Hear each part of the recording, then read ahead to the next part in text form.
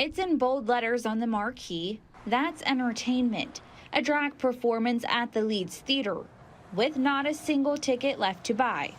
We've got a show that's completely sold out, so clearly people want to see entertainment like this, and I think it means a lot to the people to have an opportunity to perform it, but it also means a lot to the audience to be able to come out and see so many different types of people being represented on stage.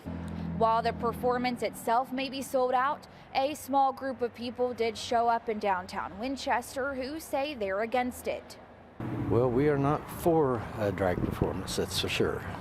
We're not really against any people or anything. We are for a spiritual awakening.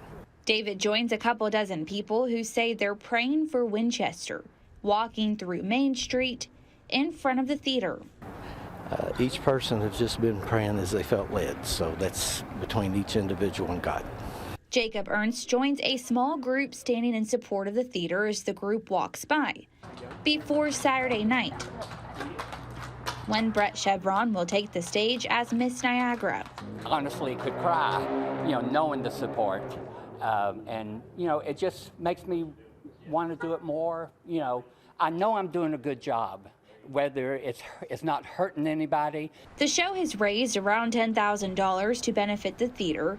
Keeping the lights on is why Bo List says he drove from Lexington to show his support. If their idea of a protest is to demonstrate their faith, I think that's wonderful and a great use of the First Amendment. It's also a great use of the First Amendment for an organization like this to be able to do this kind of performance for people who want to see it. In Winchester, Grayson Passmore, WKYT.